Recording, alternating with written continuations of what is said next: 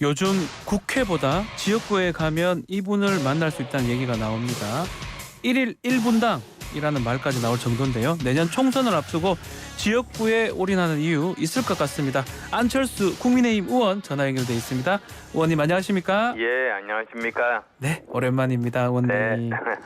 제가 지금 1일 1분당 얘기를 했는데 최근 지역구에서 당원 가입 캠페인에 열심히라는 소문이 자자합니다. 맞습니까 혹시? 네, 근데 그게 이번에 한 것이 아니라 네. 저는 꾸준히 하고 있습니다. 계속. 사실 지금 뭐 현재 그 분당 지역에서 한 달에 최소한 2번씩 지역구 이제 곳곳을 다니고 있거든요. 예. 그러니까 꽤 지역이 넓습니다. 아하. 그러다 보니까 사실은 목적이 두 가지가 있는데요. 뭐 당원 가입도 있습니다만 그 이렇게 지나가시면서 보시고 본인이 생각했던 지역에 해결해야 될 현안들 있지 않습니까? 예. 그런 부분에 대해서 평소에 소통하고 싶었는데 저를 보시고 나서 그걸 물어보는 분들이 계세요. 그러면 거기에 대해서 답해드리는, 그러니까 저는 꼭 당원 가입만을 위해서라기보다는 네. 소통의 시간으로 생각하고 아하. 이제 거기서 하고 있는데요. 예. 그러면서 또 한편으로는 그때가 또 마침 또 중고등학생들 퇴근 시간입니다. 네. 퇴학 시간입니다. 아유, 학교라고 그러죠. 퇴학이 아니고 학교 시간이죠. 예. 퇴학하면 안 되죠. 네, 퇴학하면 안 되죠. 예. 예, 그래서 여러 가지 당에 대한 그래도 나름대로 긍정적인 이미지. 네. 사실 뭐 많은 분들이 정당에 실망하고는 계시지만 정당이 민주주의에서 굉장히 중요한 근간 아니겠습니까? 네. 그래서 그런 좋은 이미지 심어주는 그런 역할도 중요하다고 생각합니다. 혹시 김은혜 지금 홍보수석이 예전 그 지역구 국회의원이었지 않습니까? 네. 그 복귀할 수 있다. 또 안철수 의원은 험지 출마해야 되는 거 아니냐 이런 거 관련해서 딴소리 좀 하지 말라는 견제구로 볼 수 있는 겁니까? 아니요, 저는 그런 문제에 대해서 전혀 지금 신경 쓰고 있지 않습니다. 오히려 저는 기본적인 원칙이 있는데요. 네. 그 현역 의원이 지역구를 함부로 옮기는 거는 지역 주민에 대한 예의가 아니다. 그겁니다. 그리고 또 저 같은 경우에는 보궐선거로 지금 이제 1년이 안 됐습니다. 아직 당선된 지. 아하. 예, 그러다 보니까 오히려 지역 현안들 파악하고 지역 주민들 생각을 들어본 다음에 이제 그 문제를 해결하려면 시간이 꽤 걸리거든요. 네. 근데 뭐 갑자기 낙하산으로 내려와서 그게 되겠습니까? 그래서 그건 뭐 기본적으로 지역 주민에 대한 예의가 아니고 일단 저를 뽑아주신 그 지역 주민들을 위해서 제가 도리를 다하기 위해서 지금 최선을 다하고 있는 겁니다. 지금 분당과 판교 지역인데 그 옆 지역구인 분당을 박민식 국가본부 지금 장관 후보자가 거론이 되고 있습니다. 지금 인사청문회도 총선 불출마 관련된 질문들이 많은 것 같은데 어떻게 보고 계십니까? 글쎄요. 근데 우선 대통령께서 최근에 말씀하셨죠. 네. 장관 최소 2년은 해야 된다. 이렇게 말씀하셨지 않습니까? 네. 근데 이번에 이제 보훈처가 보훈부로 되면서 장관으로 승격되니까 이제 그 국정감사 이렇게 받고 있는 건데요. 네. 일단은 본인이 이제 장관으로 수행 의지를 밝힌 걸로 봐서는 뭐 저는 그렇게 쉽게 움직일 수도 없고 또 그건 또 대통령님의 의지니까 아마 그럴 확률은 적으리라고 생각합니다. 총선 지금 앞두고 있는데 이 박민식 후보자나 또 김은혜 수석 같은 뭐 이른바 친윤 인사들 출마 같은 게 예상이 되는데 혹시 공천 관련해서도 대통령실 의중이 반영되는 거 아니냐 이런 우려가 있는 것 같습니다. 당내에도 그런 모습이 있는 겁니까?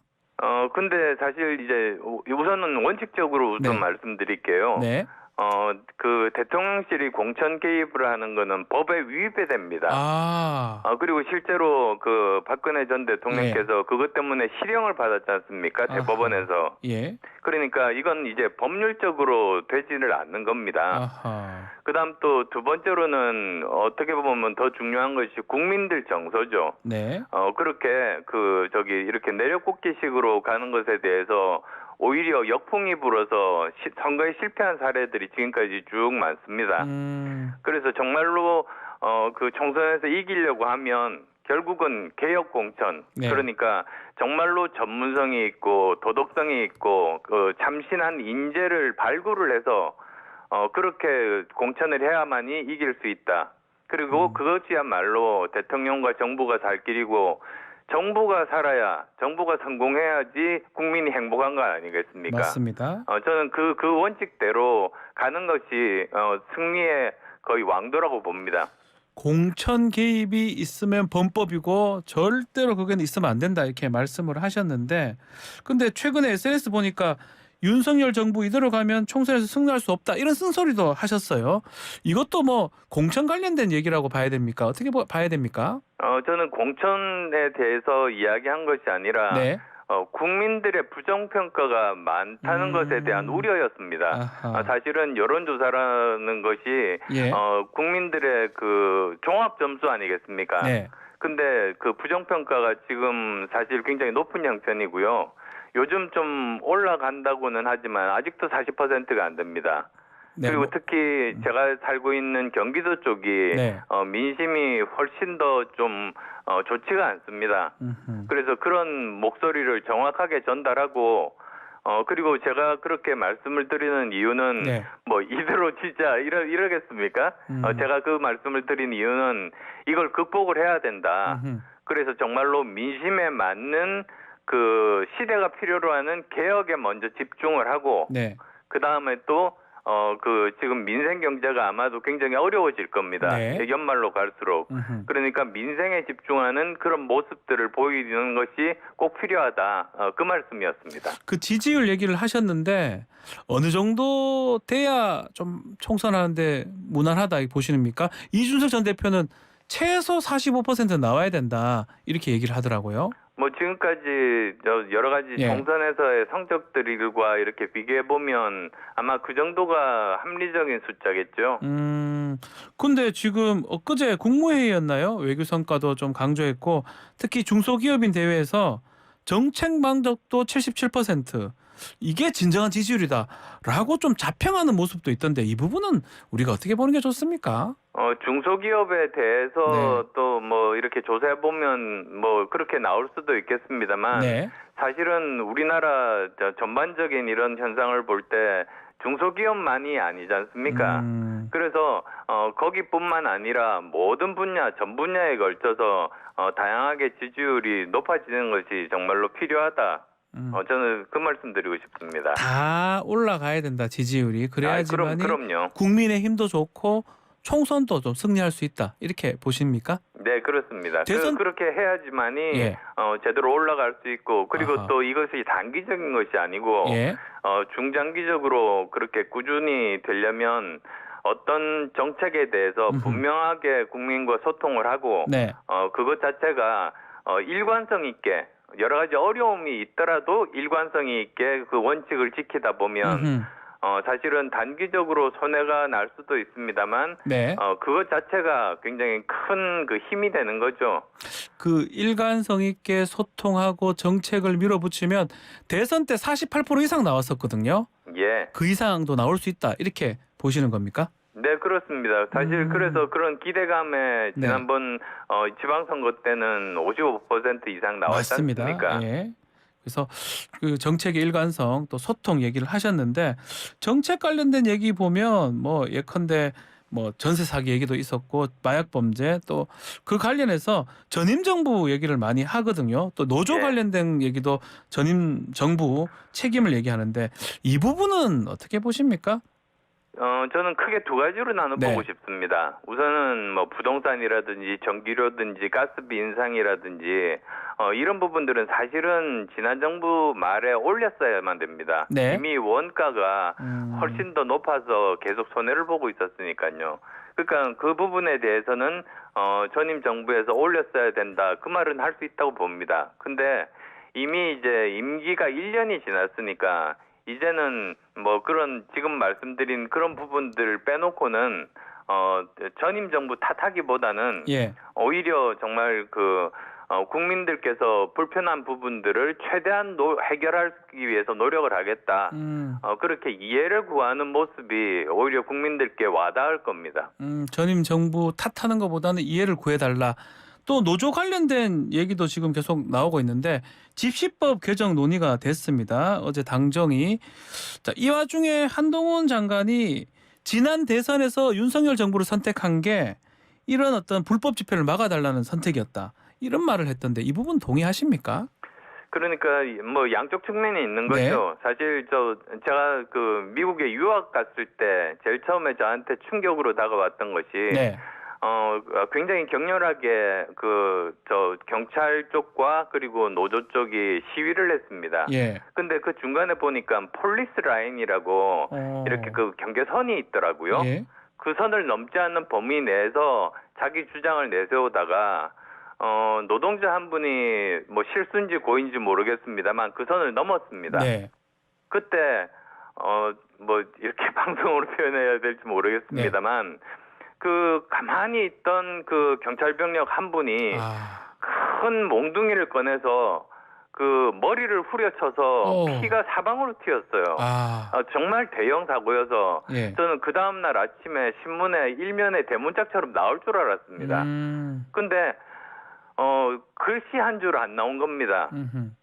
그래서 제가 깨달았던 것이 네.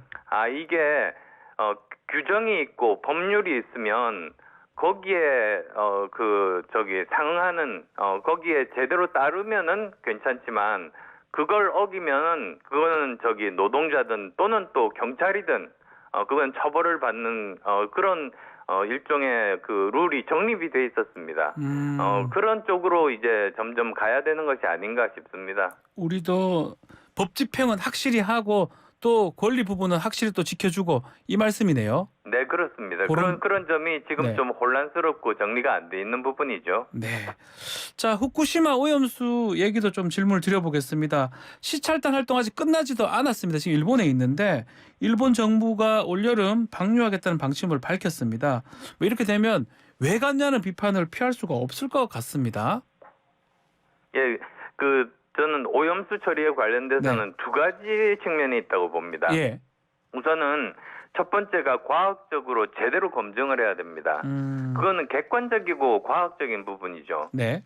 그래서 그 부분에 대해서는 정말로 정직하고 투명하게 모든 자료를 국민들께 다 공개해야 될 의무가 있다. 네. 그건 우리나라뿐만 아니라 뭐 태평양으로 가면 모든 나라 다 마찬가지 아니겠습니까? 네. 근데 이것만 지금 좀 하는 경향이 있는 것 같아요. 근데 그것 말고도 또 그만큼 어떻게 보면 그보다 더 중요한 것이 어떤 거죠? 국민들의 감성에 대한 국민들을 설득하는 부분이 있지 않습니까? 예. 이건 또 심리에 대한 부분이어서 국민 수용성을 높일 수 있도록 최대한 설득하는 노력 이런 것들이 필요하다. 물론 뭐 과학적인 검증을 통해서 이게 불합격이라고 하면은 네. 그러면 아예 방출하면 안 되는 것이고요. 만약에 여러 가지 기준에 맞다고 하더라도 그걸로 그냥 그러면 된 거 아니냐고 끝나는 것이 아니라 국민들의 설득을 통해서 수용성을 높이는 부분, 그 부분이 지금까지 조금 미흡했던 것이 아닌가. 이 부분에 대한 노력이 필요하다. 그렇게 생각합니다. 지금 감정적인 국민을 설득하는 부분 얘기를 했는데 지금 최근에 당에서 뭐 오염 처리수가 용어가 맞다. 또 뭐 화장실 물도 얘기를 하고 오염수 10리터도 마실 수 있다. 이런 얘기 하는 거 이런 부분은 어떻게 봐야 됩니까? 글쎄요, 그게 그렇게 썩 효과적으로 보이지는 않습니다. 예, 오히려 예. 뭐 모르겠습니다. 저는 과학자 출신이다 보니까 과학자시잖아요. 네. 진짜 과학자. 정확하게 범위들이 다 있습니다. 뭐 네. 예를 들면 삼중수소 함유량 같으면은 베크렐이라는 단어가 있거든요. 네. 그래서 리터당 1,500 베크렐 이하로 낮추는 것이 전체적인 목표이고요. 네. 그렇게 되면 뭐 그렇게 인체에 그렇게 유해한 영향은 없다 이렇게 나와 있는데 뭐 이런 것들 포함해서 정확하게 수치로 나와 있는 부분들에 대해서 투명하게 밝히는 것이 필요하다. 그렇게 보고 있습니다. 과학적인 말씀을 하셨는데 지금 일본은 후쿠시마 수산물 수입 재개를 요청을 하고 있는 상황입니다. 대통령실하고 여당 이 부분 어떻게 대응해야 된다고 보십니까? 그러니까 우선은 지금 현재 진행되고 있는 IAEA 그 검사 결과에 따른 거겠죠. 네. 그래서 거기에서 어떤 문제가 없다. 그리고 또 우리 같으면 일본과 바로 이렇게 인접해 있으니까 네. 다른 나라에도 아마 수출 시도가 있을 텐데 그런 부분들에 대해서도 허용이 되고 그런 모습들을 보면서 그 다른 나라에서 허용이 된다면 우리가 굳이 그걸 또 우리나라만 막을 필요는 없지 않나 싶습니다. 그러면 국민 정서상으로는 우리 의원님도 말씀하셨지만 수산물 이렇게 받는 거 좀 힘들지 않을까요? 예, 그래서도 저는 그 아까 두 가지 말씀드린 것이 과학적 부분 과학적으로 수치적으로 아무 문제가 없다고만 할 것이 아니라 오히려 그 국민들의 수용성을 높이기 위한 설득이 꼭 필요하다. 거기에 최선을 다하는 모습을 보여야지 그래도 국민들이 받아들일 마음의 준비가 자세가 될 거다 이렇게 생각합니다. 여당에서는 자꾸 막 괴담이다, 뭐 사드, 뭐 광우병이다 이렇게 자꾸 얘기하는데 그 부분은 그렇게 국민 감정을 더 설득할 수 있는 부분일까요? 어떻게 보십니까? 뭐 지금 말씀드린 부분이 보니까 뭐 거의 육해공군단데요. 네.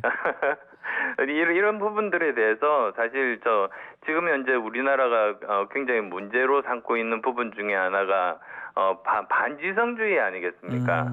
좀 과학적인 사실을 무시하고 그냥 이렇게 괴담만 흘러나가는 그런 부분들에 대해서는 단호하게 대처하고 네. 또 반대로 만약에 과학적인 근거가 있는데도 이걸 또 감추려고 한다면 그건 철저하게 규명을 해서 국민들에게 밝히고 그렇게 하면서 국가적인 신뢰를 쌓아가는 게 지금으로서는 우리가 필요한 부분이라고 생각합니다. 알겠습니다. 당내 상황도 한번 질문 드려보겠습니다. 당원권 정지 1년 중징계 받은 김재원 최고위원 자맹을 깨고 지금 공개 활동을 시작하고 있습니다. 당에서는 좀 우려의 목소리도 있는 것 같습니다. 어떻게 보십니까? 저는 그 김재원 의원 그 공개 행보가 네. 당에도 도움이 안 되고 저는 본인에게도 도움이 안 된다고 생각합니다. 당원권 정지가 뭡니까? 당원으로서의 어떤 활동도 못 하는 것이거든요. 예. 그러면 그냥 뭐 무소속 상태에서 자유롭게 움직인다? 사실 무소속과 당원권 정지된 당원과는 틀리거든요. 그거는 일종의 자수가라는 그런 의미이고 무소속 의원처럼 마음대로 하라는 의미는 아닙니다. 네. 그래서 어느 정도 자숙하고 그런 모습들을 보여야지 본인의 미래도 저는 있을 수 있다 이렇게 봅니다. 자, 민주당 얘기도 좀 질문 드려보겠습니다. 코인 관련해서 여러 가지 얘기들이 나오고 있는데 이재명 대표 대선 자금 세탁 아니냐 의혹까지 국민의힘에서 제기하고 있는 상황입니다. 전반적으로 김남국 의원 코인 부분 안철수 의원님께서는 어떻게 보십니까? 예, 우선은 대선 그 시기하고 코인을 출금한 게 하필이면 시기가 비슷했습니다. 네. 그러니까 뭐 당연히 합리적인 의심을 얻을 수밖에 없죠. 그래서 저는 이제는 철저한 수사로 진실 규명을 해야 된다. 네. 그리고 아시겠습니다만 코인이라는 게 이게 블록체인 기반으로 돼서 투명성이 담보가 돼서 모든 그런 그 일종의 거래 트랜잭션들을 다 우리가 볼 수가 있습니다. 예. 그러니까 거기에 대해서 우선은 사실을 규명을 하고 그리고 만약에 그게 사실인 것이 밝혀지면 예. 정치적인 책임을 져야죠. 그리고 만약에 이재명 대표와 이제 연관된 그런 증거가 나온다면 이재명 대표도 대표 사퇴해야 되겠죠. 지금 뭐 안철수 의원님 또 이 IT 전문가시잖아요. 예. 막 코인 같은 거 잘 아실 것 같아요. 혹시 예. 해보셨습니까? 알고는 있지만 한 번도 안 해봤습니다. 보유도 안 해봤고 그 다음에 거래도 한 번도 안 했습니다. 그래서 저는 이렇게 제안하고 싶은 것이 예. 이제 곧 25일 날 이제 법안이 통과가 됩니다만 예, 오늘입니다. 예. 현재 보유하고 있는 코인뿐만 아니라 네. 최소한 이제 그 임기가 시작할 때부터 지금까지 모든 거래 내역들을 다 투명하게 국민들에게 밝혀가지고 국민들의 그 판단을 구하자. 저는 그렇게 제안하고 싶습니다. 마지막으로 이 윤관석, 이성만 의원 체포동의안 지금 아마 올라올 것 같거든요. 예. 또 그리고 또 뭐 이재명 대표 체포동의안 얘기도 있고요. 앞으로 어떻게 보십니까? 짧게 말씀 좀 부탁드리겠습니다. 저는 체포동의안 저부터 이제 만약에 그게 올라온다고 한다면 예.